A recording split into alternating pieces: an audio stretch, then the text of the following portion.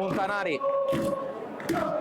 Privitera con lancio intercettato da Lococo, ancora il duello tra i due. Pierce con la sponda per Lococo, posizione regolare. Lococo in area, Lococo calcia! Attraversa tutto lo specchio dalla porta. Il diagonale di Lococo, vicino al gol il Camarat. Ricordo che eccezionalmente, mentre intanto Pierce scatta fuori gioco, Pierce col controllo, l'uscita di Valenti ai confini dell'area di rigore reclamano un intervento fuori area con le mani da parte di Valenti, i giocatori e i tifosi del Camarat. Belli la ricalcia lontano dalle parti di Pierce in anticipo pettinato, ma attenzione a Lococo che controlla, calcia!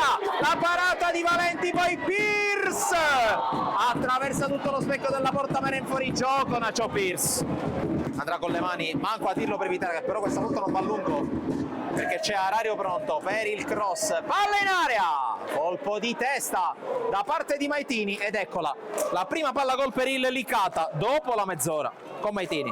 Sulla palla c'è Michele Pane, c'è fischio dell'arbitro, rincorsa di Pane che va a cercare la porta, la palla scende, ma scende troppo tardi rispetto alle velleità del numero 8 del Camarat. Pallone battuto in area, c'è un colpo di testa molto pericoloso, attenzione perché Imbroggiano sta per arrivare, Maitini!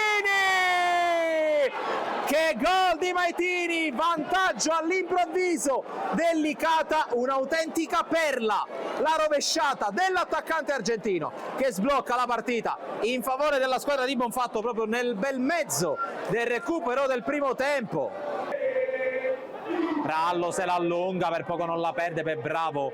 Occhio a questo lancio perché c'è Pierce con il tocco, era intervenuto in anticipo Nacho Pierce, non ha inquadrato la porta.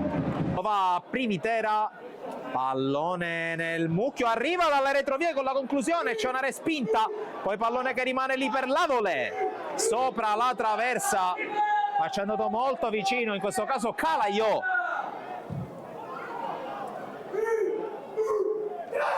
Battuta lunga intanto, Diallo prova ad andare, Diallo passa su Tedesco, Diallo!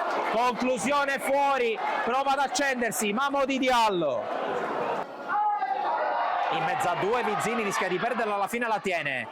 Poi il tocco largo per Avanzato, Avanzato mette in mezzo Diallo! Ma cosa si è divorato? Mamo di Diallo davanti alla porta spalancata, la spedisce alta.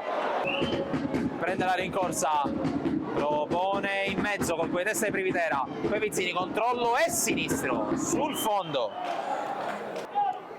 Saito, Manfred col controllo, poi verticale per Saito, posizione regolare, Saito a tu per tu con Dolenti che lo ipnotizza e nega lo 0-2 al Licata. Cerca Diallo, ha anticipato, poi altro colpo di testa di Vizzini sbagliato e finisce qui. Il Licata espugna il Di Marco di Cammarata per 1-0 con il gol stupendo messo a segno da Maitini nel recupero del primo tempo.